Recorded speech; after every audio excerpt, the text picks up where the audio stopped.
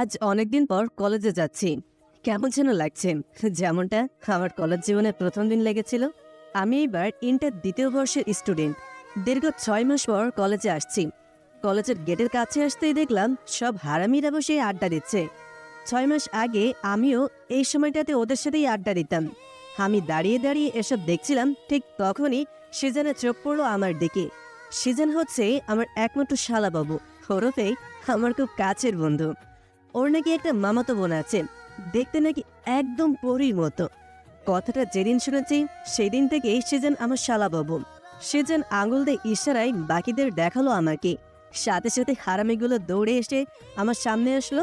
তারপর উড়াধুরা ঘুষির বর্ষণ শুরু হয়ে গিয়েছে। তবে ওদের মারগুলো এখন আমাকে তেমন কাজ করতে পারছে না, তাহলে আমার শরীরটা অনেক শক্তপোক্ত হয়েছে। বাহ, আমি তো এটাই চাই। আমার কাজ এখন আরো সহজ হবে। এত সহজে কেউ আমাকে ঘায়েল করতে পারবে না। এই ভেবে একটু মুচকি হাসলাম, যেটা হারামিদের নজর এড়ালো না। তারপর সবাই থেমে গেলে সিজান বলল, ওই তোরা থাম, এই শালারে এত মারা মারলাম কিন্তু তবু এ হাসছে।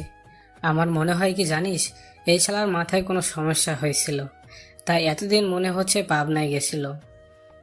ওই, তুই একদম ঠিক কইছিস। যদি সত্যি পাগল না হয় তাহলে আমরা তিনজন এত মার মারলাম, তাও দেখ সিয়ামটা কেমন মুচকি মুচকি হাসছে। আর সিয়াম তো দুলাভাই লাগে, ওরে শালা বলবি না, বুঝছস?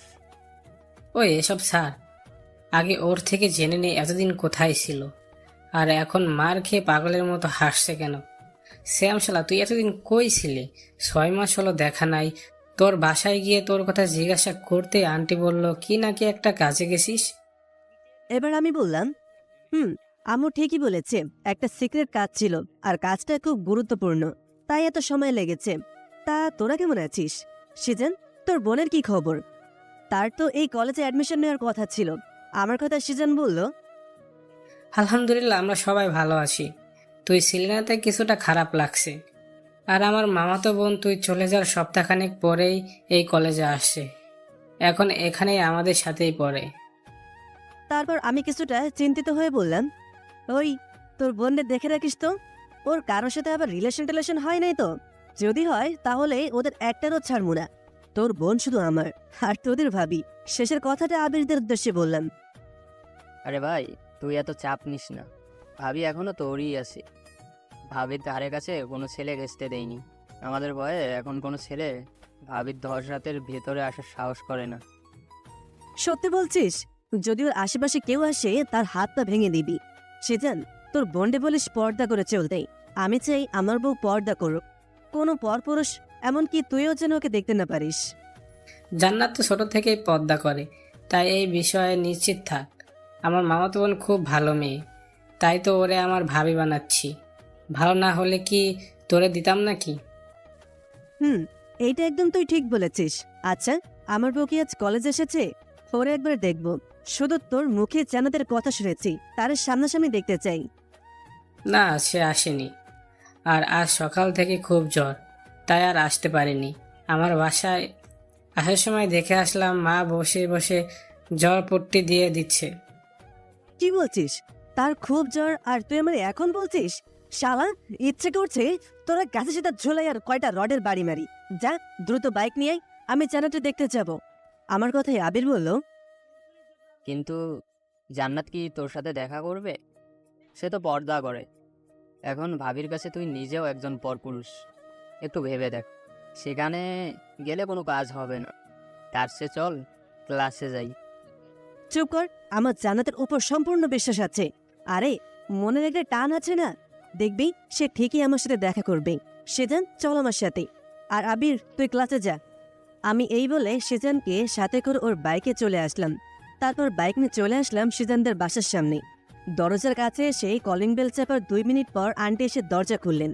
তারপর সেজানের সাথে আমাকে দেখে, সে কি প্রশ্ন, এতদিন কোথায় ছিলাম, আন্টির কথা মনে পড়ে না, আন্টি তো এখন বড় হয়ে গেছে, ইত্যাদি ইত্যাদি। আন্টি আমার ওপর অনেক অভিমান করে আছে, কারণ তার নিজের ছেলে সেজানের চেয়ে তিনি আমাকে ভালোবাসেন। আন্টি একদম আমার মায়ের মতো। অনেকদিন আসেনি তাই আন্টি রেগে আছেন। তবে আন্টির রাগ কি করে ভাঙাতে হয় সেটা আমি খুব ভালো করেই জানি। তাই কিছু ট্রিক্স অ্যাপ্লাই করতেই আন্টির সমস্তটা ঠান্ডা হয়ে গেল। আন্টি আমাকে বসতে বলে চলে গেলেন রান্নাঘরে। আমিও সেই সুযোগে চলে আসলাম জান্নাতের রুমে। রুমে প্রবেশ করতেই দেখি একটা মেয়ে শুয়ে আছে, তার মাথায় জলপট্টি। আমার বুঝতে অসুবিধা হলো না এটাই জান্নাত। আমি বিছানার কাছে গেলাম তাকে এক নজর দেখার জন্য। শালা সে যেন সত্যিই বলতো, তোর মামাতো বোন দেখতে মাশাআল্লাহ অনেক সুন্দর, একদম আমার কল্পনায় একা ছবিটার মতো। আমি শুধু তাকিয়ে আছি ওর ওই মায়াভরা মুখটার দিকে। তাকে এক পলক দেখে হয়েছি পাগল। তাকে ছাড়া এখন আমি বাঁচব কি করে বল? আমি পলকহীনভাবে তাকে দেখছিলাম। হঠাৎ করে কারো মিষ্টি কণ্ঠে আমার ধ্যান ভাঙল। জান্নাত ধীরে ধীরে বলছে, খালামণি, জলপট্টি গরম হয়ে গেছে, একটু ভিজিয়ে দাও না। এই জ্বরটা কমছেই না। আজ কলেজে খুব ইম্পর্টেন্ট ক্লাস ছিল। জান্নাতের জ্বরের তীব্রতা এতটাই বেড়েছে যে আমি সেই কখন থেকে তার রুমে এসে তাকে দেখছি, জান্নাত সেটা বুঝতেই পারেনি। পাশেই একটা বালতিতে পানি রাখা। জান্নাতের কপাল থেকে পট্টিটা নিয়ে পানিতে ভিজিয়ে আবারও তার কপালে রেখে দিলাম। তখনই জান্নাত চোখ মেলে তাকালো আর আমাকে দেখে কেমন করে যেন তাকালো। ঠিক তখনই আমার ফোনে স্যারের কল আসলো। এই স্যারটা আবার কল করার সময় পেল না। ফোন হাতে নিয়ে রুম থেকে বেরিয়ে যাচ্ছিলাম, তখনই আন্টির মুখোমুখি হলাম। আমি ফোনটা নিয়ে সেজানদের বাড়ির ছাদে চলে আসলাম। তারপর ফোনটা রিসিভ করে সালাম দিতে স্যার বললেন, শ্যাম, তোমাদের ওখানে একটা বড় মিশন আছে। আমি চাই তুমি এই মিশনের দায়িত্বটা নাও, কারণ লোকটা তোমার নিজের। তাই এই কাজটা তুমি করলে অনেকটা সহজ হবে। তুমি তুমি কি বলো? জি স্যার, আমি এই মিশনের দায়িত্ব নিতে চাই। আমার নিজের এলাকার মুখোশধারী শয়তানদের ধরতে আমি খুব আগ্রহী। ওকে ইয়াংম্যান, তুমি কাল অফিসে এসে মিশন সম্পর্কিত ফাইলগুলো নিয়ে যেও। এই ফাইলগুলো তোমার কাজ অনেকটাই এগিয়ে দিবে। জি স্যার, আমি কাল সঠিক সময়ে পৌঁছে যাব ইনশাআল্লাহ। আপনি সবকিছু রেডি রাখেন আর বাকি টিম মেম্বারদেরও আসতে বললেন। আচ্ছা, আমি ওদের সবাইকে বলে দিচ্ছি। বাট শুনে রাখো, মিশনটা কিন্তু অতটাও সহজ না। এই কেসের অপরাধী অনেক ক্ষমতাবান। তোমাদের খুব সাবধানে এগোতে হবে। স্যার, কাজের বিষয়ে কাল কথা বলবো। আর স্যার, কাজটা যত কঠিনই হোক আমরা সফল হব ইনশাআল্লাহ। আমাদের কাজই তো রিস্ক নেওয়া। সরি স্যার, আমি একটু বিজি আছি, তাই রাখছি। আল্লাহ হাফেজ। এটা বলেই কলটা কেটে দিলাম। 6 মাস কাজ সেরে কাল বাড়িতে আসলাম। আসতে না আসতেই নতুন মিশন, সেটাও আবার আমাদের এলাকায়। যাক, একদিক থেকে ভালোই হলো, বাড়িতে থেকেই কাজটা করা যাবে। আর আমাদের এলাকায় আমাকে সেভাবে কেউ সন্দেহ করবে না। আমি ফোনটা পকেটে রাখতে সেজান চলে আসলো। তুই এখানে, আর আমি তোরে কখন থেকে খুঁজতেছি। তোর তো আমার বোনের রুমে থাকার কথা, এখানে একা একা কি করছিস? জান্নাতকে দেখে আসছিস? তোর বোনটা সত্যিই অনেক সুন্দর, তারে আমার খুব পছন্দ হয়েছে। আজ থেকে আমি তোর দুলা ভাই, তাই সম্মান দিয়ে কথা বলবি। রাখ তোর দুলাভাই, তুই আমার বন্ধু আছিস, বন্ধুই থাকবি। আমি তোকে দুলাভাই বলে ডাকতে পারবো না। যাক, তাহলে আমার কিছু টাকা বেঁচে গেল।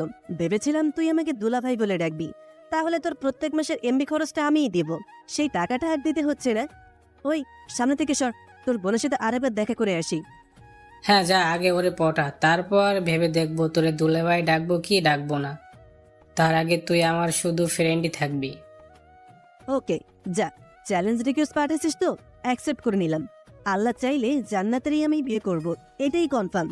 তারপর সেজানরে পাশ কাটিয়ে ছাদ থেকে নেমে আসলাম জান্নাতের রুমে। এসে দেখি আন্টি ও জান্নাত আমাকে নিয়ে যেন কি বলছেন। আমি আসতেই দুজন চুপ হয়ে গেল। জান্নাত আর ওই মায়াবী চোখে আমার দিকে তাকালো। আমি আন্টিকে জিজ্ঞাসা করলাম জান্নাতের জ্বর কমেছে কিনা। আন্টি বলল, সকাল থেকে জ্বর বেড়েই চলেছে, কমার কোনো লক্ষণই দেখছি না। ডাক্তার এসে ওষুধ দিয়ে গেছে, কিন্তু তাতে কোনো কাজ হচ্ছে না। আন্টি, আপনাদের বাসায় কি থার্মোমিটার আছে? থাকলে একটু নিয়ে আসুন। আমি এদিকটা দেখছি। আমার কথা মতন আন্টি থার্মোমিটার আনতে চলে গেল। আমি জান্নাতের জলপট্টিটা আবারও ভিজিয়ে দিলাম। সে অবাক চোখে আমাকে দেখছে। আন্টি থার্মোমিটার এনে জ্বর মেপে দেখলো 104-এ উঠে গিয়েছে। আমাদের ট্রেনিংয়ে হঠাৎ বেশি জ্বর হলে কি করতে হবে তা শেখানো হয়েছে। আমি সেজানকে ডেকে কিছু জিনিস কিনে আনতে পাঠালাম। তারপর সেজান গিয়ে সেই জিনিসগুলো নিয়ে আসলে আমি সেগুলো সঠিক পরিমাণে মিশিয়ে একটা ওষুধ বানিয়ে জান্নাতকে খাইয়ে দিলাম। এই পুরো সময়টাতে জান্নাত কোনো কথাই বলেনি, শুধু আমার দিকেই তাকিয়েছিল। আমি চলে আসার সময় তার সাথে চোখে চোখ পড়তেই চোখ মেরে চলে আসছি। পরের দিন সকালে স্যারের কথা মতন অফিসে চলে আসলাম। এসে দেখি আমার সকল সহকর্মীরা সবাই চলে এসেছে। আমার সহকারী মোট 4 জন। আমাকে দেখেই সেলুট জানালো। অতপর তাদের সাথে কিছুক্ষণ মিশনের বিষয়ে কথা বললাম। সকাল 10টায় স্যার আসলেন। তারপর সবাইকে ওনার কক্ষে যেতে বললেন। আমরা সবাই স্যারের কক্ষে গিয়ে বসতেই স্যার বললেন, সবাই শোনো, তোমাদের এবারের মিশন অনেকটা ঝুঁকিপূর্ণ, তাই বেছে বেছে সবার মধ্যে তোমাদের 5 জনকে সিলেক্ট করা হয়েছে। তোমাদের কাজ হচ্ছে অপরাধের বিষয়ে সকল খবরাখবর সংগ্রহ করা। তোমাদের টিম লিডার সিয়াম আহমেদ। সিয়াম, তুমি এসে এই ফাইলগুলো নিয়ে যাও। জি স্যার, আপনি যে আমাকে এত বড় একটা মিশনের দায়িত্ব দিচ্ছেন এর জন্য আপনাকে অসংখ্য ধন্যবাদ। তারপর আমি স্যারের কাছ থেকে ফাইলগুলো নিয়ে নিলাম। সিয়াম, এই মিশনের দায়িত্বটা তুমি তোমার নিজ যোগ্যতায় পেয়েছো। আর সিয়াম, তুমি একজন দক্ষ পুলিশ কমিশনার, তোমার উপর আমার সম্পূর্ণ আস্থা আছে। ধন্যবাদ স্যার। আমরা এই টিমের সকল সদস্য আমাদের উপর আস্থাটা যেন ঠিক থাকে সেই চেষ্টাই করব। স্যার, আমাদের এই কাজে আপনাদের হেল্প লাগবে। আমরা 5 জন কী বা করতে পারবো? সেটা তো অবশ্যই। তোমরা সব ডিটেইলস সংগ্রহ করো, তারপর সব হবে। এখন তোমরা আসতে পারো। Best of luck boys. তারপর আমরা 5 জন স্যারের রুম থেকে বেরিয়ে অন্য একটা রুমে আসলাম। আমি একজন পুলিশ কমিশনার, তবে এখনো পাবলিক করা হয়নি, কারণ আমি সিক্রেট মিশন খুব লাইক করি। তাই স্যার আমাদের বিভিন্ন মিশনের দায়িত্ব দিয়ে থাকেন। আমি সবাইকে সামনে এগোনোর প্ল্যান বুঝিয়ে দিলাম, কারণ এই অপরাধের সম্পর্কে অনেক আগে থেকেই বেশ কিছু তথ্য জেনেছি।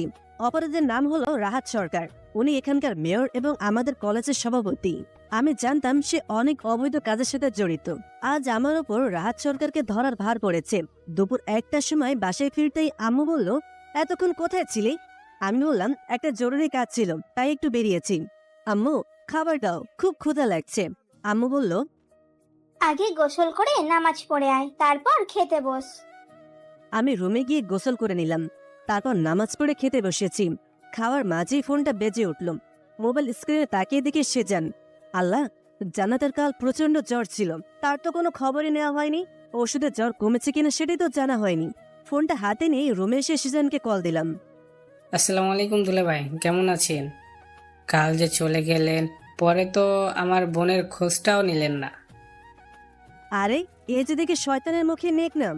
কি হলো আজ হঠাৎ দুলাভাই ডাকছিস? পকেটে এমবি ভরে টাকা নাই মনে হচ্ছে। আরে কে বলছে টাকা নাই? দুলাভাই বলছি, এর কারণ হচ্ছে আপনি আমার বোনটারে পটিয়ে ফেলেছেন। সে আজ সকাল থেকে আপনার কথা জিজ্ঞাসা করছে। আপনাকে অনেকবার কল দিলাম, কিন্তু আপনি তো ধরলেনই না। খুব খুশি হয়ে বললাম, কি বলছিস? সে আমার কথা সকালে জিজ্ঞাসা করেছে? আচ্ছা, জান্নাতের কি জ্বর কমেছে? কমবে না মানে? আলবাত কমছে। আমার দুলেভাই নিজ হাতে আমার বোনের জন্য ওষুধ বানিয়ে খাওয়াচ্ছে। জ্বর ওকে তো কমতেই হবে। তেল দিচ্ছিস? এসব তেল মোর অফ কর। আর শোন, জান্নাতকে বল আমি কিছুক্ষণ পর তোদের বাসায় আসছি। তোর বিকাশ অ্যাকাউন্ট চেক কর, এই মাসের এমবি খরচ দিয়ে দিলাম। ধন্যবাদ দুলেভাই। আমি তাহলে জান্নাতকে গিয়ে বলি আপনি আসছেন। আল্লাহ হাফেজ, তাড়াতাড়ি আয়। এই বলে কল কেটে দিল। আমিও তাড়াতাড়ি রেডি হয়ে চলে আসলাম সিজানদের বাসায়। আন্টিকে সালাম দিয়ে চলে আসলাম জান্নাতের রুমে। জান্নাত তার ডান হাত ভাঁজ করে কপালে রেখে শুয়ে আছে। দেখে মনে হচ্ছে গভীর মনোযোগ সহকারে কিছু একটা ভাবছে। আমি তার কাছে গিয়ে বিছানার পাশে রাখা চেয়ারটায় বসলাম। তারপর জান্নাতকে বললাম, আসসালামু আলাইকুম। এখন কেমন আছেন আপনি? শুনলাম আপনার জ্বর অনেকটা কমেছে। আমার কথা শুনে জান্নাত বলল, ওয়ালাইকুম আসসালাম। আমি আলহামদুলিল্লাহ এখন অনেকটাই সুস্থ।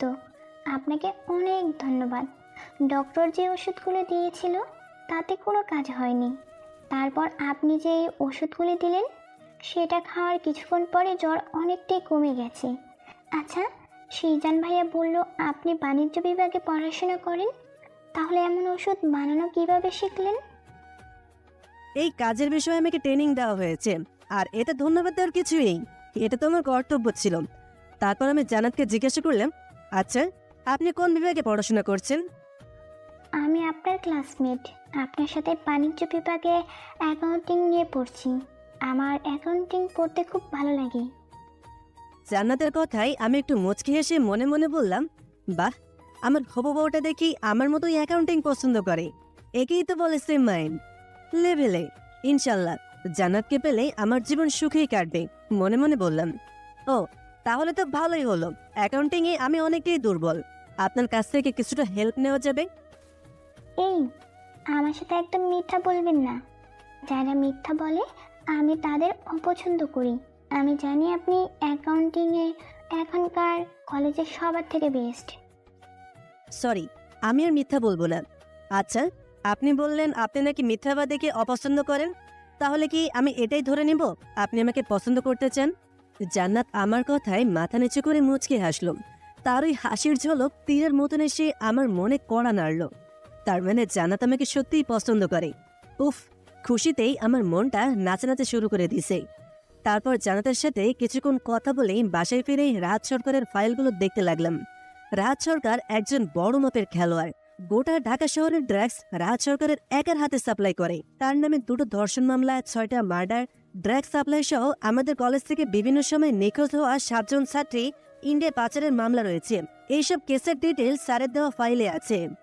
রাহাত সরকার, তোর জন্য যে কি ভয়াবহ শাস্তি অপেক্ষা করছে তুই সেটা কল্পনাও করতে পারবি না। 2 দিন আগে আমার এক ফ্রেন্ডের গার্লফ্রেন্ড বৃষ্টি নিখোঁজ হয়েছে, আর এই কাজটা হচ্ছে রাহাত সরকারের, এতে কোনো সন্দেহ নেই। আমার ফ্রেন্ড বৃষ্টিকে পাগলের মতন ভালোবাসে। আমি ফাইলগুলো ভালোভাবে দেখে নিলাম। তারপর আমাদের সিক্রেট টিমের 4 জনকে এক রেস্টুরেন্টে আসতে বললাম। বিকেল 5টার সময় রেস্টুরেন্টে এসে দেখি সবাই এসে গিয়েছে। আমিও গিয়ে সেই টেবিলে বসলাম। স্যার, আমাদের কি করতে হবে বলুন? আমরা এই কেসটাই খুবই এক্সাইটেড। এটাই আমাদের 4 জনের প্রথম মিশন, তাই একটু বেশি এক্সাইটিং লাগছে। শোনো, আমাদের খুব সাবধানে কাজ চালিয়ে যেতে হবে। রাহাত সরকার খুবই ডেঞ্জারাস ক্রিমিনাল। তোমাদের মধ্যে 2 জন ওর গ্যাংয়ে ঢুকে যাও, তারপর রাহাত সরকারের কর্মকাণ্ডে নজর রাখো। আর রাতুল, তুমি আমার সাথে থাকবে। কাল আমাদের কলেজে অ্যাডমিশন নিবে। প্রিন্সিপাল স্যারের সাথে আমার অনেক ভালো সম্পর্ক, তাই কোনো প্রবলেম হবে না। রাহাত সরকার আমাদের কলেজের কমিটির সভাপতি, তাই কলেজের অনেকেই তার সঙ্গে কাজ করে।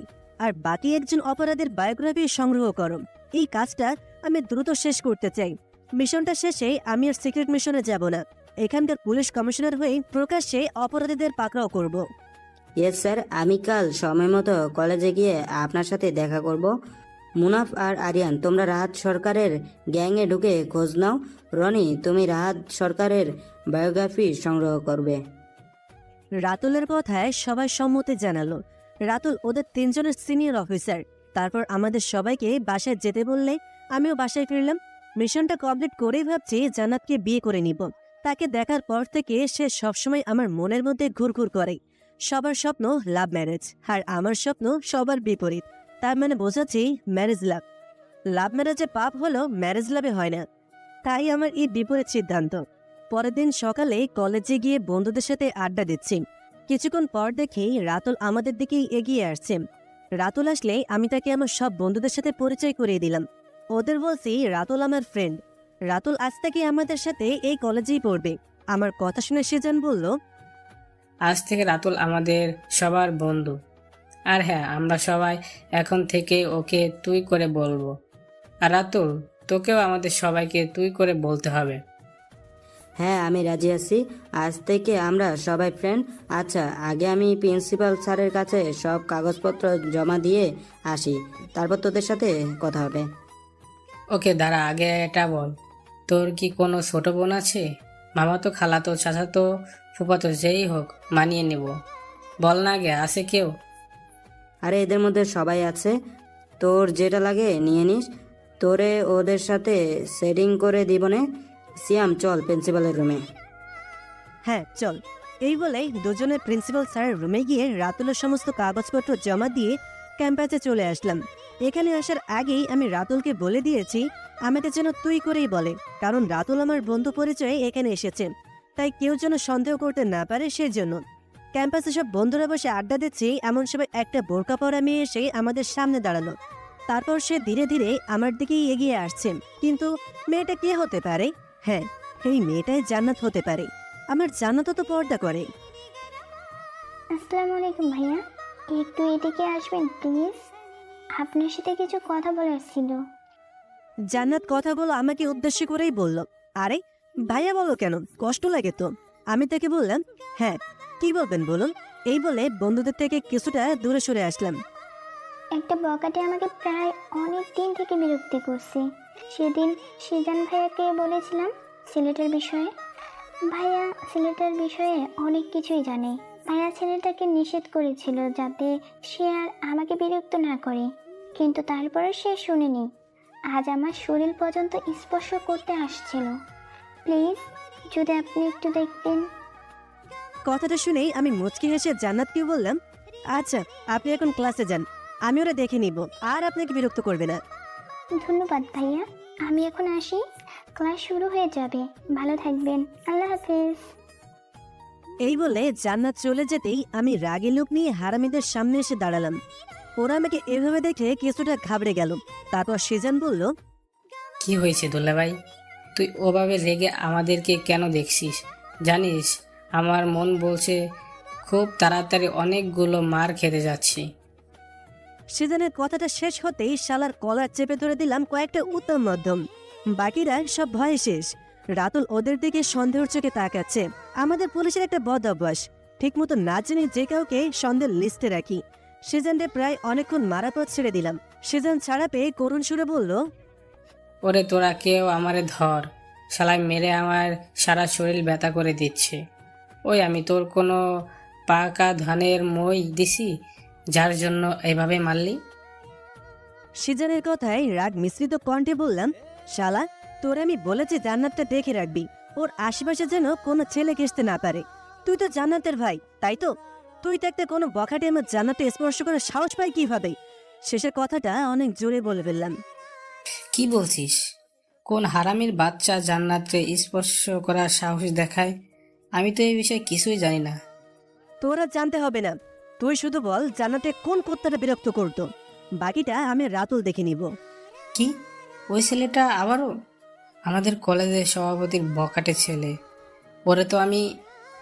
থাক, আমার বউ যা করার আমিই করব। তোরা ক্লাসে যা। রাতুল, তুই আমার সাথে আয়। আমার কথা মতো রাতুলও চলে আসলো। আমরা ভার্সিটি থেকে বেরিয়ে চলে আসতেই রাহাত সরকারের মুখোমুখি হলাম। রাহাত সরকার যেন কার সাথে ফোনে কথা বলতে বলতে ভিতরে ঢুকে গেল।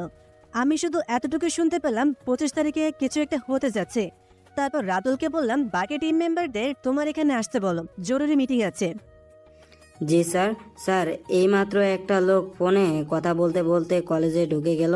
উনি কি আপনাদের কলেজ কমিটির সভাপতি রাহাত সরকার? তুমি ঠিকই ধরেছ, এই লোকটাই আমাদের কেসের প্রধান আসামি। আর ওরই হারামখোর বখাটে ছেলে আমার জান্নাতকে বিরক্ত করছে। ওই বলতে পারবে 25 তারিখ কি করতে চলেছে। স্যার, তার মানে জান্নাত মেয়েটাই আমাদের ভাবি। আমাদের ভাবির সাথে রাহাত সরকারের ছেলে ইফটিজিং করে। ওরে তো বেশ ভালো মতো শিক্ষা দিতে হবে দেখছি। হ্যাঁ, তুমি ঠিকই ধরেছ, জান্নাতই সে। এসব কথা পরে বলো, দ্রুত বাকিদের তোমার বাসায় আসতে বলো। আমাদের যা করার খুব দ্রুত করতে হবে, কারণ আমরা এখনো জানি না রাহাত সরকারের 25 তারিখের প্ল্যানটা কি হতে পারে। আমার কথা মতো রাতুল ওদের 3 জনকে ফোন দিয়ে রাতুলের ভাড়া করা একটা ফ্ল্যাটে আসতে বললাম। তারপর আমি রাতুলকে নিয়ে একটু চারপাশটা ঘুরে নিলাম। আমরা এলাকাটা ঘুরে রাতুলের ফ্ল্যাটের দিকে যাচ্ছিলাম। ঠিক এমন সময় চোখ পড়লো রাহাত সরকারের বখাটে ছেলে রানা পাশের গলিতে ঢুকে যাচ্ছে। আমরাও চুপে চুপেই রানার পিছু নিলাম। রানা কয়েক গলি পরে একটা পুরনো বাড়ির সামনে এসে দাঁড়ালো। আমরা এক কথায় যেটাকে বলি ভাঙা বাড়ি। রানা এসে দাঁড়াতেই বাড়ির ভেতর থেকে 2 জন ছেলে বেরিয়ে আসলো। তারপর ওরা রানাকে বলল, বস, আপনার আব্বু বলেছে আজ ড্রাগসের চালান আসবে রাত 1টা নাগাদ। সেখানে প্রায় 5 কোটি টাকার মাল হবে। রানা ছেলেটার কথা শুনে মুচকে হেসে বলল, তোরা সব রেডি থাক, আব্বু বলছে আজকে ডিলটা এখানেই হবে। তবে আব্বু এখানে আসবে না, যা করার আমাদেরই করতে হবে। রানার কথা ছেলেটা মাথা নাড়িয়ে সম্মতি জানালো। তারপর আমি রাতুলকে নিয়ে সাবধানে সেখান থেকে বেরিয়ে আসলাম। তখনই রাতুল আমাকে বলল, স্যার, তাহলে আজকে আমরা রাত 1টায় এখানে এসে রানাকে তুলে নিয়ে যাব। তারপর ওর থেকে জেনে নিব 25 তারিখ ওরা কি করতে যাচ্ছে। তাই আমি তোমাকে বলছি আরিয়ানদের আসতে বলতে। আমি আগে থেকে বুঝতে পেরেছি আজ কিছু ঘটবে, কারণ রাহাত সরকার 25 তারিখের আগে 12 বলেছিল, যা আমি স্পষ্ট শুনতে পারিনি। কিন্তু এখন আমার কাছে সবটা পরিষ্কার হয়ে গিয়েছে। রাতের বেলা মোনাফ, রবি আর আরিয়ান রাতুলের ফ্ল্যাটে চলে আসলো। তারপর ওদের সবটা বুঝিয়ে দিয়ে আজকের প্ল্যানটা সেরে নিলাম। এর মধ্যে রনি বলল সে রাহাত সরকারের বিরুদ্ধে অনেক গুরুতর অপরাধের খবর পেয়েছে। কিছুদিন আগে যে সীতাকুণ্ডের কন্টেইনার বিস্ফোরণে এক ভয়াবহ অগ্নিকাণ্ড ঘটেছিল, তার পেছনেও এই রাহাত সরকারের হাত রয়েছে। এছাড়াও রাহাত সরকার নিজে 2 যুবতী মেয়েকে ধর্ষণ করেছে। আপাতত এতটুকু জানা গিয়েছে এই জঘন্য লোকটার সম্পর্কে। এখন আমাদের কাছে যথেষ্ট প্রমাণ রয়েছে রাজ সরকারের বিরুদ্ধে অ্যাকশন নেওয়ার। এর মাঝে রাতুল বলল, স্যার এই লোকটা এতটা জঘন্য দেখে তো বোঝা যায় না, ভালো মানুষের মুখোশ পরে যত সব নিকৃষ্ট কাজগুলো করে যাচ্ছে। তবে আর বেশি দিন এসব করার সুযোগ পাবে না এই দুশ্চরিত্র লোকটি। 25শে সেপ্টেম্বর রাজ সরকারের খেলা শেষ। ইনশাআল্লাহ ওর মৃত্যুর খবরটা খুব ভয়ানক হতে যাচ্ছে। এখন তোমরা সবাই খাবার খেয়ে কিছুক্ষণ রেস্ট নাও, আমি একটু বাইরে যাচ্ছি, এসেই আমরা বেরিয়ে যাব ভাঙাবাড়ির উদ্দেশ্যে। এই বলে রাতুলের ফ্ল্যাট থেকে বেরিয়ে বাসার দিকে যাচ্ছিলাম, হঠাৎ ফোনটা বেজে উঠল। ফোনটা হাতে নিয়ে দেখে সেজান শালাবাবু ফোন দিয়েছে। কিন্তু এই অসময়ে শালাই কেন ফোন দিয়েছে এসব ভাবতে ভাবতেই কলটা রিসিভ করলাম। হ্যাঁ শালাবাবু বলো, এখন কেন ফোন দিয়েছিস? আমি একটু বিজি আছি, যা বলতে চাস তাড়াতাড়ি বল। ওই তোর বিজি জান্নাতকে এসে শোনা। জান্নাত আমারে বলছে তোরে ফোন করে আমাদের বাসায় আসতে বলতে। কি বলিস? জান্নাত বলেছে? তো কথাটা আগে বলতে পারতি না? জান্নাতকে বল আমার জন্য বিরিয়ানি বানাতে, আমি তোদের বাসার কাছাকাছি আছি।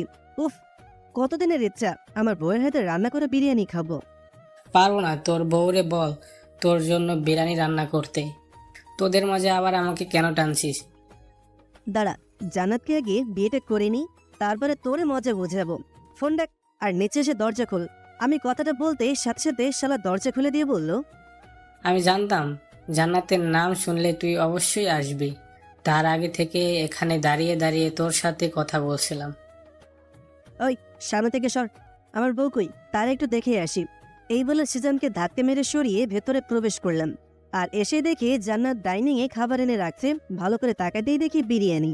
জান্নাতকে দেখে মনে হচ্ছে সে আজকে নিজের হাতে বিরিয়ানিটা রান্না করেছে। আল্লাহ তোমার লাখ লাখ শুক্রিয়া, জান্নাতের হাতের বিরিয়ানি খাওয়ার ইচ্ছাটা আজ পূর্ণ হবে। আপনি এভাবে দাঁড়িয়ে কি ভাবছেন? টেবিলে এসে বসুন। আজ আমি নিজের হাতে বিরিয়ানি রান্না করেছি, তাই ভাবলাম আপনাকেও ডেকে নিই। তারপর আমি এসে টেবিলে বসতে জান্নাত প্লেটে বিরিয়ানি দিচ্ছে। আমার সেদিকে খেয়াল নেই, আমি তো জান্নাতকে দেখতেই বিজি। বাহ, জান্নাত বিরিয়ানিটা বেশ ভালোই বানাতে পারে। খাওয়া শেষে জান্নাতের সাথে কিছু সময় কথা বলে চলে আসলাম রাতুলের বাসায়। রাত প্রায় 12:40। আমরা ভাঙাবাড়ির আশেপাশে অবস্থান করছি।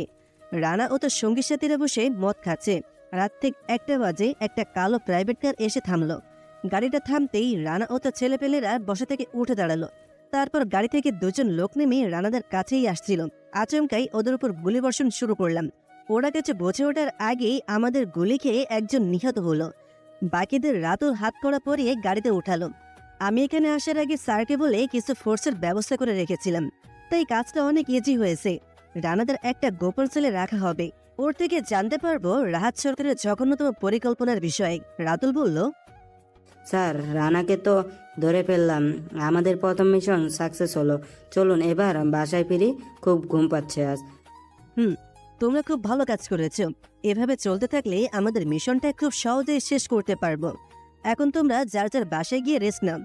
রাতুল, ঠিক সময়ে কলেজে পৌঁছে যেও। আল্লাহ হাফেজ। এই বলে আমিও বাসায় চলে আসলাম। সত্যি বলতে আজ আমারও খুব ঘুম পাচ্ছে, কিন্তু এমন তো কোনোদিন হয় না। তারপর একটু মুচকে এসে বললাম, সবই জান্নাতের বিরিয়ানির গুণ। লাভ ইউ জান। প্রতিদিনের মতোই ক্যাম্পাসে হারামিদের নিয়ে আড্ডা দিচ্ছি। তখনই দেখলাম রাহাত সরকার কারোর সাথে রেগে মেগে কথা বলছে। অবশ্য এর কারণটা আমার অজানা নয়। লোকটা ফোনে কথা বলতে বলতেই বাংলা বিভাগের দিকে এগোচ্ছে। নিশ্চয় বাংলা বিভাগের কোনো স্যার এর সাথে যুক্ত আছে। তাই সিজানদের বললাম, ওই তোরা বসে আড্ডা দে, আমার একটা খুব ইম্পর্টেন্ট কাজ আছে। রাতুল, তুই আমার সাথে আয়। আমার কথা শুনে সিজান বলল, শ্যাম তুই আমাকে বলবি তোর কি এমন কাজ আছে? সবসময় বলিস কাজ আছে কাজ আছে।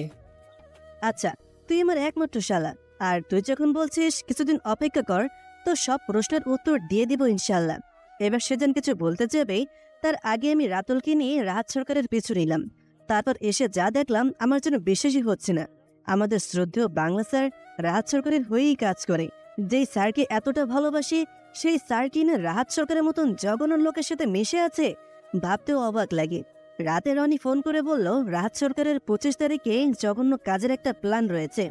এই সম্পর্কে যাবতীয় তথ্য আমার ইমেইলে পাঠিয়েছে। কলটা কেটে মেইল চেক করে আমার রাগের সীমা অতিক্রম করলো। মেইলের তথ্য মতে 25শে সেপ্টেম্বর জঙ্গিদের প্রধান বাংলাদেশে আসছে। জঙ্গি বাহিনীর লিডার এই দেশের 4টা শহরে বিস্ফোরণ করানোর পরিকল্পনা করছে, আর এই কাজের দায়িত্ব পড়েছে রাহাত সরকারের ওপর।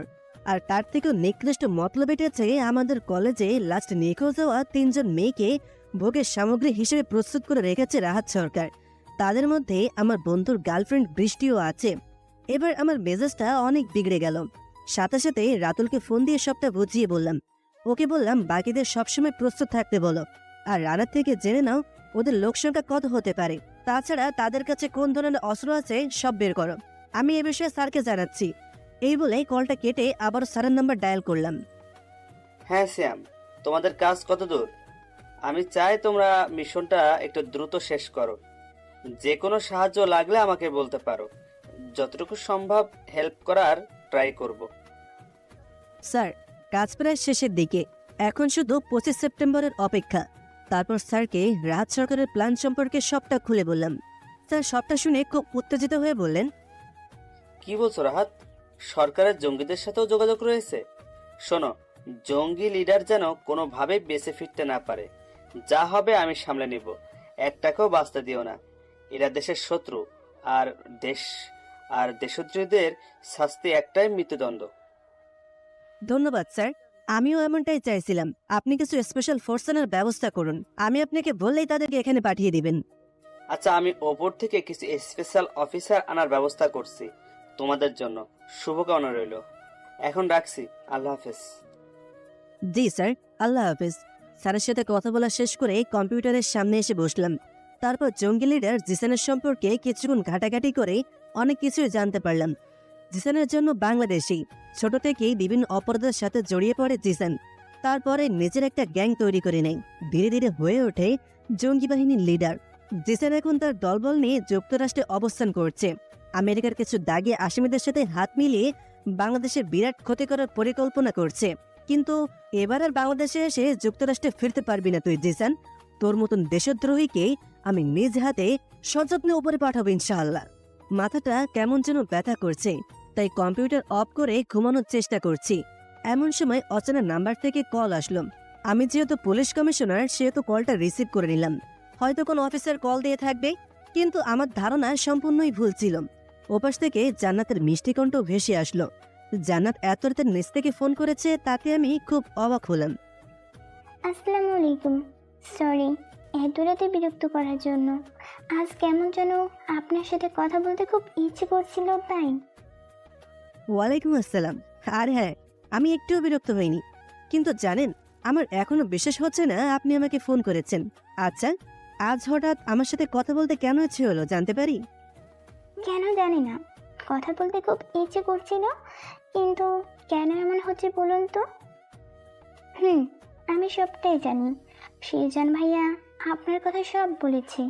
সত্যি বলতে আমার আপনাকে খুব ভালো লাগে। তাই? তাহলে চলো না বিয়ে করে ফেলি। সেই দিন যখন তোমাকে প্রথম দেখলাম, তোমায় দেখার পর থেকে সবসময় শুধু তোমার ওই মায়াবী মুখটার কথাই মনে পড়ে। সেদিন আগে আমাকে বলেছে ওর মামাতো বোন, মানে তুমি দেখতে খুব সুন্দরী। সত্যি বলতে তুমি সত্যিই খুব সুন্দরী।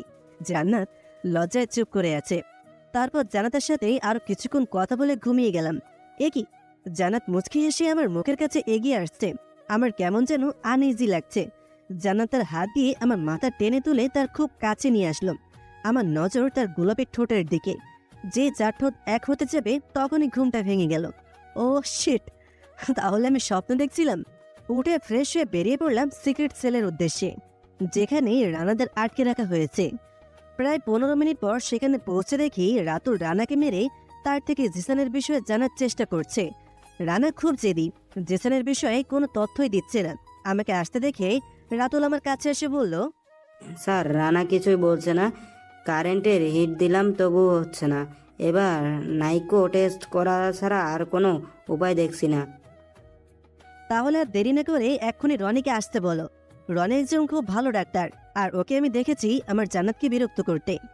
আমার কথা মতো রাতুল রনিকে আসতে বলল, আর আমি চলে আসলাম রানার কাছে। তারপর পাশে থাকা লাঠি নিয়ে কয়েক ঘা দিলাম।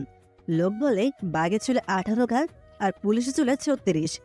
রানার এখনকার অবস্থা ঠিক এই রকম। ঘণ্টাখানেক পর রনি এসে রানার লাইট টেস্ট করার জন্য সবকিছু রেডি করে নিল। তার কিছুক্ষণ পর লাইট টেস্ট করতেই রানা এতক্ষণ যেই কথাগুলো লুকিয়ে রেখেছিল সবটা গড়গড় করে বলে দিল। রানা বলল, জঙ্গি লিডার জিসান তার সাথে আরও একজন বাংলাদেশে এসেছে। অবাক করার বিষয় হচ্ছে ওরা দুইজনই আসছে, সাথে কোনো ছেলেপুলে আনছে না। এটা কেমন যেন রহস্যজনক। তাছাড়া জিসান খুব গোপনে বাংলাদেশে এসেছে, তাই হয়তো এভাবে চুপি চুপি দেশের ক্ষতি করার জন্য রাহাত সরকারকে ব্যবহার করে যাচ্ছে। কিন্তু সেখানে রাহাত সরকার থাকবে কড়া পাহারায়। এমনিতেই রাহাত সরকার এলাকার একজন বিশিষ্ট ব্যক্তি হিসেবে পরিচিত, তাই তার নিরাপত্তা অনেকটাই হার্ড থাকে। আর তার সাথে ওর ছেলেপেলেও থাকবে। তাদের সবার কাছে আছে রিলোড গান। স্যারকে ফোন দিয়ে জানানোর পর স্যার বললেন, শ্যাম, আমি তোমাকে প্রথমেই বলেছিলাম কেসটা খুব জটিল, তবে তোমার উপর আমার সম্পূর্ণ বিশ্বাস ছিল। তুমি এই কাজটা করতে পারবে, আর তুমি কাজে অনেকটাই সফল। শোনো, রানা যেখানে আছে সেখানে থাক।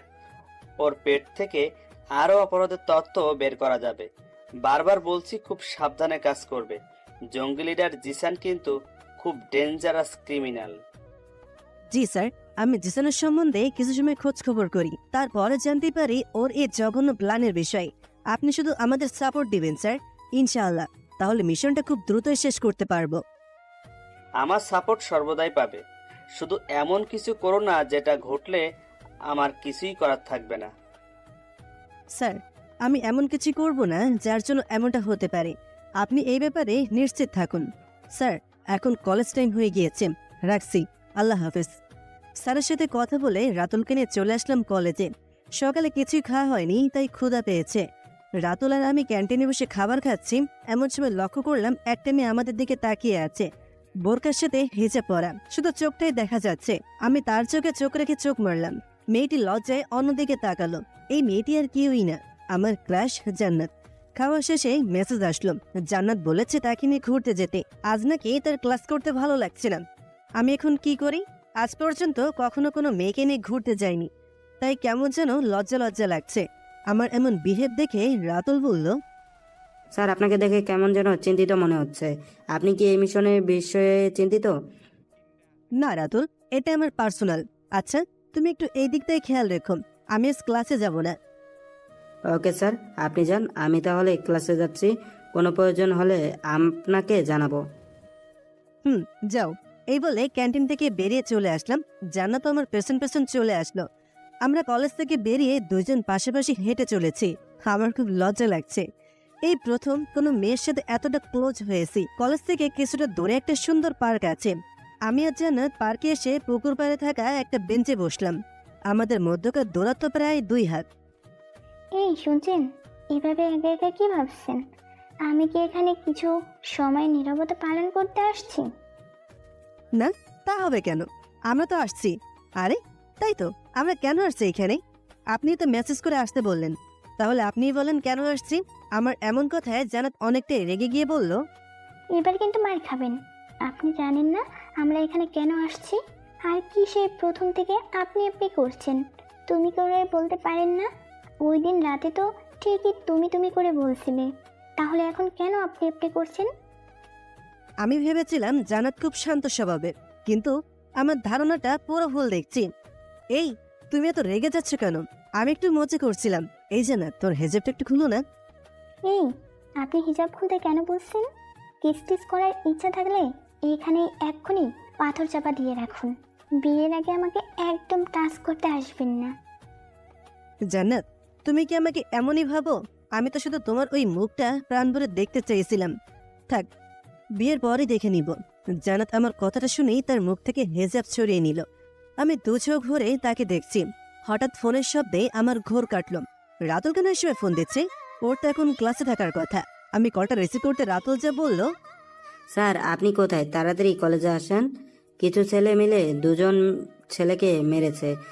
ওদের অবস্থা এখন খুবই গুরুতর। রাতুলের কথা শুনে ওকে বললাম এই বিষয়ে ইমিডিয়েটলি স্যারকে জানাতে। আমি এক্ষুনি আসছি। আমার কথা শুনে জান্নাত বলল, এই, কলেজে কি হয়েছে? আপনি হঠাৎ এমন করছেন কেন? বলুন প্লিজ। জান্নাত, তুমি এখন বাসায় চলো। তোমার যা যা প্রশ্ন আছে তার উত্তর আমি দিয়ে দিব। জান্নাত কিছু বলতে চাইলেই আমি হাত ধরে টেনে পার্কের বাইরে চলে আসলাম। তারপর দেখলাম সিজান আর আবির রিক্সায় করে কোথায় যেন যাচ্ছে। সিজানের গায়ে রক্তের দাগ, ওর কপাল থেকে তাজা রক্ত গড়িয়ে পড়ছে। সেদিনের এই অবস্থা দেখে জান্নাত সেখানেই কাঁদতে শুরু করে দিয়েছে। আমাকে দেখেই আবির রিক্সাওয়ালা মামাকে বলে আমাদের সামনে এসে দাঁড়ালো। তখন আমি সেজনকে জিজ্ঞাসা করলাম, তোর এই অবস্থা কি করে হলো?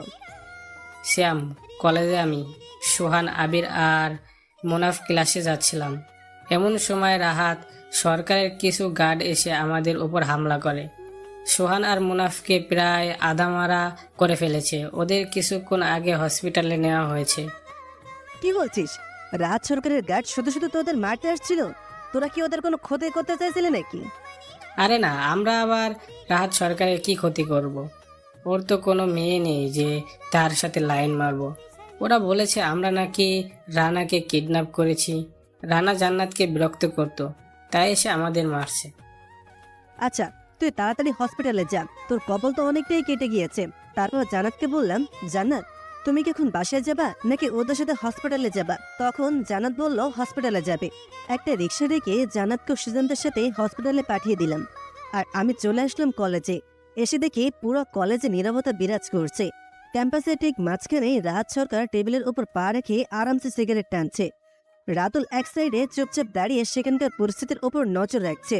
কিছুক্ষণ পর পুলিশ আসলো। তারপর রাজ সরকারের ঝাড়ি খেয়ে তারাও চলে গেল। না হলে তাদের কারোর চাকরি থাকবে না, এটাই কনফার্ম। স্যার, এরা তো চলে গেল ওদের চাকরির ভয়ে। রাজ সরকার ছেলে হারানোর শোকে নিরীহ শিক্ষার্থীদের উপর অত্যাচার করছে। করতে দাও ওকে। 25 তারিখের আগে আমরা কিছুই করতে পারবো না।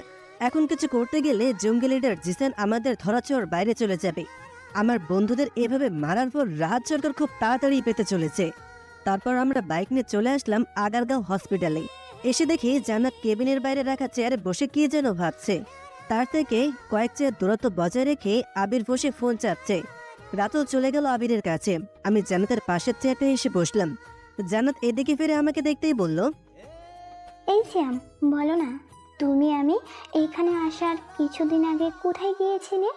পুরো 6 মাস কি এমন কাজ ছিল যার জন্য এতদিন থাকতে হয়েছে? বলবো, বাট এখানে নয়। কেউ শুনে ফেললে আমার কাছে অনেক সমস্যা হতে পারে। আচ্ছা, ডাক্তার কি বললো? ওরা এখন কেমন আছে? সোহানের মুনাফ ভাইয়াকে আইসিইউতে নিয়ে গেছে, আর জিশান ভাইয়ার ক্ষত স্থানে ব্যান্ডেজ করে ঘুমের ইঞ্জেকশন দিয়ে রাখছে। ভাইয়া এখন ঘুমাচ্ছে। ও আচ্ছা, সিজনের জ্ঞান ফিরলে ওর সাথে দেখা করে নি। তারপর তোমার সমস্ত প্রশ্নের উত্তর ঠিক পেয়ে যাবে। ঠিক আছে। এই, তোমার ফোনটা দাও তো, একটু আমার সাথে কথা বলি। আমার অ্যাকাউন্টের ব্যালেন্স শেষ হয়ে গেছে। তাহলে আমি রিচার্জ করে দিই। আমার নগদ অ্যাকাউন্টে কিছু টাকা আছে যেটা ক্যাশ আউট করা হয়নি। না, আমি পরে রিচার্জ করে নেব। তুমি এখন তোমার ফোনটা দাও, তাহলেই হবে। পকেট থেকে ফোন বের করে জান্নাতকে দিলাম। জান্নাত কিছুক্ষণ তার মায়ের সাথে কথা বলে ফোনটা আমার হাতে দিল। সাথে সাথে মোবাইলের ডাটা অন করে জান্নাতের ফোনে 109 টাকা রিচার্জ করে দিলাম। জান্নাত মেসেজ চেক করে আমাকে বলল, এই, তোমাকে বললাম তো পরে রিচার্জ করে নিব, তবুও কেন রিচার্জ করে দিতে হবে? দিতে হবে। অন্য কাউকে তো দেয়নি। আমার হবু বউয়ের ফোনে রিচার্জও করে দিতে পারবো না? জান্নাত আমার কথা শুনে লজ্জা মিশ্রিত কণ্ঠে বলল, আচ্ছা ঠিক আছে, আমি আর বলবো না। তুমি তোমার বউকে দিচ্ছ, দিতেই পারো।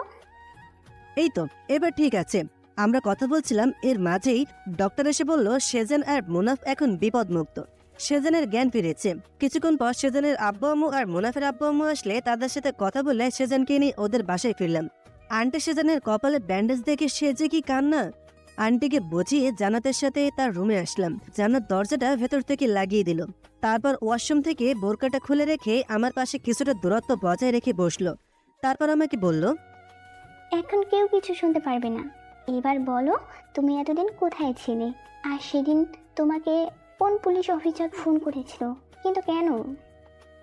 আমি জান্নাতের কথা শুনে দোচোখ বড় বড় করে তাকিয়ে জান্নাতকে বললাম, তুমি কিভাবে জানলে আমার ফোনে সেদিন কোনো পুলিশ অফিসার ফোন দিয়েছিল? কারণ তুমি যখন ফোনটা বের করে দেখেছিলে তখন আমিও দেখেছিলাম। সিনিয়র অফিসার পিএলসি মানে পুলিশ। এই না হলে কমিশনারের বউ? কেমন পিএলসি লেখা দেখেই বুঝে গিয়েছো এটা কোনো পুলিশের নাম্বার? এই, 1 মিনিট, আমি কমিশনারের বউ মানে? শ্যাম, তুমি সত্যি করে বলো তো, তুমি পুলিশ কমিশনার নয় তো? হ্যাঁ বউ, আমি একজন পুলিশ কমিশনার, তবে এখনো প্রকাশ করা হয়নি। কারণ আমি একটা সিক্রেট মিশনে আছি। তুমি কথাটা আর কাউকে বলো না প্লিজ, তাহলে মিশনটা শেষ করতে পারবো না। এই মিশন খুবই গুরুত্বপূর্ণ। আরে আমি কাউকে বলবো না। তাহলে কি এই 6 মাস তুমি ট্রেনিংয়ে ছিলে?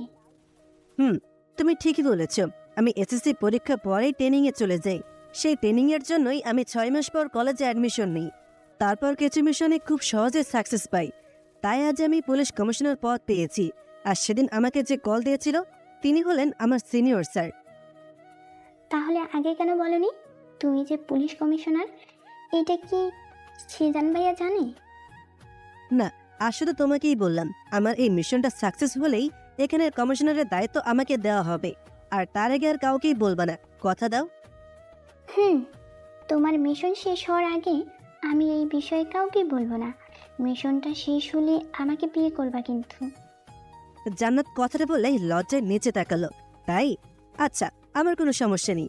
সত্যি বলতে আমিও এটাই ভেবেছি, মিশনটা শেষ করেই তোমাকে আমার খুব আপন করে নিব। তোমাকে ছাড়া আমারও আর এক মুহূর্ত ভালো লাগে না। আচ্ছা জান্নাত, আমি এখন আসি। অপরাধের দিকে নজর রাখতে হবে। বিয়ার হবু বউ, আমার জন্য দোয়া করো, খুব তাড়াতাড়ি যেন মিশনটা শেষ করতে পারি। ইনশাল্লাহ তুমি নিশ্চয়ই পারবা। শোনো, নিজের খেয়াল রেখো। এখন কিন্তু তুমি একা নাও, তাই খুব সাবধানে কাজ শেষ করবা, বুঝেছো? হ্যাঁ, বুঝে গেছি। আসি তাহলে, আল্লাহ হাফেজ। এই বলে জান্নাতের রুম থেকে বেরিয়ে সিজনের সাথে দেখা করে বাসায় ফিরলাম। এভাবেই কেটে গেল 10 দিন। এতদিন জান্নাতের সাথে কথা বলা, রাত সরকারের উপর নজর রাখা আর কলেজে নিয়েই ছিলাম। আর আমাদের মিশনের কাজটা, আজ আমরা আমাদের মিশনের আসল কাজটা করার জন্য তৈরি হচ্ছি। রাতুল বলল, স্যার আমরা মিশনে যাওয়ার জন্য রেডি। এই নিন আপনার স্পেশাল গান। এটা দিয়ে গুলি ছুড়লে গুলি না বেরিয়ে বোমা বেরোবে। আমিও একটা নিয়ে রাখছি, কাজে লাগতে পারে এই ভেবে। গুড, তাহলে চলে যাওয়া যাক। স্যার বললেন, জঙ্গি লিডার জিসান খান ঢাকার বাইরে রাহাত সরকারের বাগান বাড়িতে আশ্রয় নিয়েছে। সেখানে নাকি ওরা সব প্ল্যান করবে। আর শোনো, যেখানে 3 জন মেয়ে থাকছে তাদের জন্য কোনো প্রকার ক্ষতি না হয় সেদিকে খেয়াল রাখবি। জি স্যার, আমি এই বিষয়ে আগে ভেবে রেখেছি। স্যার একটা কথা বলবো, আপনি যদি কিছু মনে না করেন, তাহলে মেয়েগুলোর মধ্যে কেউ সিঙ্গেল থাকে, আমি তাকে বিয়ে করতে চাই। তাই? আচ্ছা, করো বিয়ে। আগে মিশনের কাছে মন দাও, তারপর তোমার বিয়ের দায়িত্ব আমি নিজে নিব। এবার চলো, সবাই গাড়িতে ওঠো। আমার কথা শুনে রাতুল অনেকটা খুশি হয়ে গাড়িতে উঠল। দীর্ঘ 1.5 ঘন্টা জার্নি শেষে রাত সরকারের বাংলো কিছুটা দূরে এসে থামলাম। ওদিকে গাড়ি নিয়ে এগোনো ঠিক হবে না। আমাদের সাথে স্যারের পাঠানো 20 জন দক্ষ পুলিশ অফিসার এসেছে। আমি তাদের সবাইকে উদ্দেশ্য করে বললাম, তোমরা সাবধানে এগিয়ে যাও, দেখো ওরা যেন কোনোভাবেই কোনো কিছু বুঝতে না পারে। সবাই আমার কথা মতন সামনে এগিয়ে যাচ্ছে। আমরা এসে যে যার পজিশনে সেট হয়ে গেলাম। বাংলোর বাইরে জঙ্গি লিডার জিসানের সাথে রাহাত সরকারের কথা চলছে। ওদের কথা শেষ হতেই তুলে আনা মেয়েদের সাথে মস্তি করতে রুমের দিকে যাচ্ছিল। আচমকাই আমরা ওদের ছেলেপুলেদের উপর হামলা করলাম। প্রায় 60 থেকে 70 জন হবে। আমাদের গুলি খেয়ে ওদের ছেলেরাও আমাদের দিকে গুলি ছুড়ছে। আমি সেই স্পেশাল গুলিটা বের করে একসাথে থাকা 3 জনকে উড়িয়ে দিলাম। জিসানরা হয়তো ভাবতেও পারেনি ওদের সুখের রাজ্যে আমরা এসে জ্বলে উঠব। দুজনের মুখেই ভয়ের চাপ। আমরা একে একে রাহাতদের প্রায় সব ছেলেদের মেরে ফেলেছি। আমরা স্পেশাল টিমের সদস্য, তাই আমাদের কাছে জঙ্গি মারার পারমিশন আছে। ভালোই চলছিল, হঠাৎ রাতুলের চিৎকারের শব্দে পেছনে তাকাতেই দেখি রাতুলের হাতে গুলি লেগেছে। যে ছেলেটা রাতুলকে গুলি করেছে আমি তার মাথা ত্যাগ করে গুলি ছিলাম। সাথে সাথে মাথার খুলি উড়ে গেল। রাতুল সেই মেয়েগুলোকে ছাড়ানোর জন্য গিয়েছিল। তাদের মধ্য থেকে একজন দৌড়ে এসে রাতুলের হাত ধরল। আমিও বুঝে নিলাম রাতুল তার বউ পেয়ে গিয়েছে। ওদিকে রাহাত সরকার আর জিসান পালাতে গেলে স্পেশাল গানের গুলি জিসানের মাথায় তাক করে বোম ছুড়লাম। জঙ্গি লিডারের দেহটা ওখানে ছিন্ন ভিন্ন হয়ে গেল। ততক্ষণে রনিরা রাহাতকে ধরে ফেলল। তারপর রাতুলকে হসপিটালে পৌঁছে দিয়ে বৃষ্টি ও অন্য 2 জনকে বাসায় পৌঁছে দিলাম। রাতুলকে ছেড়ে সেই মেয়েটি যেতেই চায়নি। আমি তাকে বলেছি রাতুলের সাথেই তোমার বিয়ে দিব, এখন বাসায় যাও। অনেক বোঝানোর পর সে রাজি হলো। অন্যদিকে বৃষ্টি আমাকে এভাবে দেখে অনেকটাই অবাক হয়েছে। আমি তাকে বললাম, এ তো অবাক হওয়ার কিছুই নেই, কাল দুপুরে নিউজ দেখলেই বুঝে যাবে। আমি এখন রাহাত সরকারের সামনে চেয়ারে বসা। রাহাতের নাক মুখ থেকে রক্ত চড়ছে, ব্যথার চোটে করছে, মুখ বাঁধা, তাই কথা বলতে পারছে না। অনেক মেরেছি ওকে, বাকিটা স্যার নিজেই করবেন। আমাদের মিশন কমপ্লিট, তাই আজ আমাদের আইনমন্ত্রী সংবর্ধনা জানাবেন। এদিকে আমার পরিবারের সবাই সহ বন্ধুরা আজ খুবই খুশি। তাদের থেকেও বেশি আনন্দ হচ্ছে আমার পাগলিটার, মানে জান্নাত।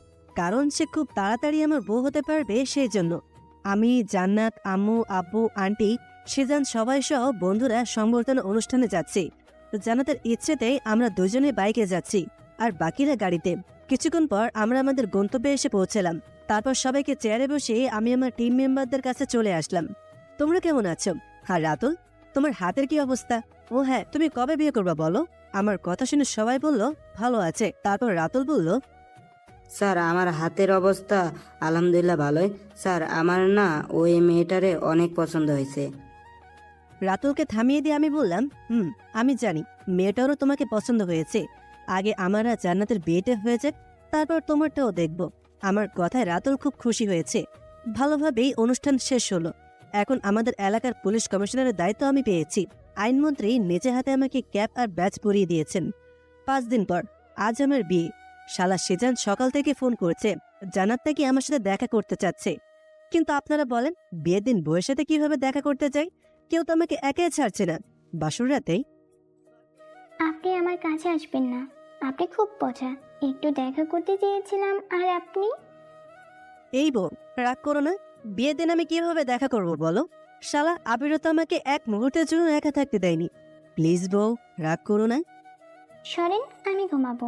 আপনার সাথে বকবক করার সময় আমার হাতে নেই। এই বলে জান্নাত শুয়ে পড়ল। আমিও তার বুকে মাথা রেখে তাকে শক্ত করে জড়িয়ে ধরলাম। এই কি করছেন? ছাড়ুন। পুলিশ কমিশনার হয়েছেন বলেই কি শক্তিশালী নিজের বইয়ের সাথে খাটাতে হবে? হুম। বউ, কি বলো? পুলিশ কমিশনারের শক্তি নিয়ে তোমাকে চেপে ধরলে আমার বউটা যে মরেই যাবে। এই শোনো না প্লিজ, তুমি খুব ভারী, আমার শরীরের ছোট্ট ছোট হাড় ভেঙে যাবে। প্লিজ চলো। আমি জান্নাতের কথায় মুচকি হেসে তার কপালে একটা চুমু দিলাম। এতে জান্নাত কিছুটা কেঁপে উঠল। তারপর আমি জান্নাতের ওই মিষ্টি ঠোঁট জোড়া আমার দখলে করে নিলাম। এভাবেই দুজনে হারিয়ে গেলাম ভালোবাসার পরম আবেশে। পুরো গল্পটা কেমন লাগলো জানাতে ভুলবেন না। আল্লাহ হাফেজ।